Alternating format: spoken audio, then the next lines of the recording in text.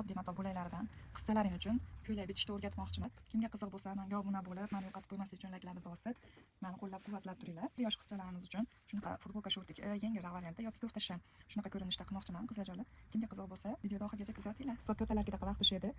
Ko'p onalarimiz chevarlarga olib borsa, qimmatli qiladi narxlari kichkina qizcha uchun. Mana bugun bichib o'rgataman. O'zlaring uchun, qizchalaring uchun shunaqa shirin ko'ylakchalarni tikib berasizlar. Mana to'rt buklovda qilib olganman. Eni mana 21 sm bo'lyapti. Og'i uchun biz 20 sm tushamiz. Mana ozgina shimni formasini chiqaramiz. Xo'p, men buni short ko'rinishida ozgina qizchalarimizga shu boldirlardan tushib turadigan short ko'rinishida qilmoqchiman. Mana qizlarjonlar, bizda hoshiyali mato bo'lgani uchun. Bismillah. Qizlarjonlar, shortkichamiz tayyor.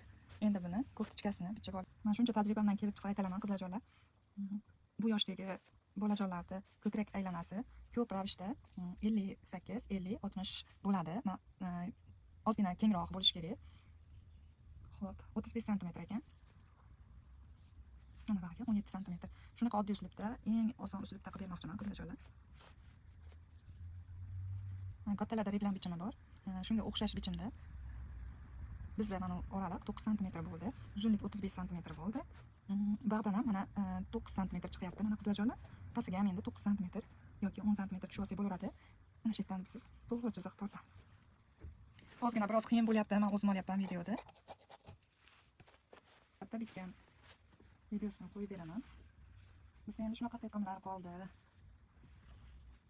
Hoshiyasini keltirmoqchiman qizlarjonlar. Rahmatimiz shu hoshiya qismini. Ko'proq yosh bolalarda taxminan asosida bichaman. Chiroyli keladi. Xudo xolasa. Mana oraliqda o'lchab olamiz. Mana bizda 13 sm chiqyapti. Shunaqa mana 13 sm qilib deb olamiz.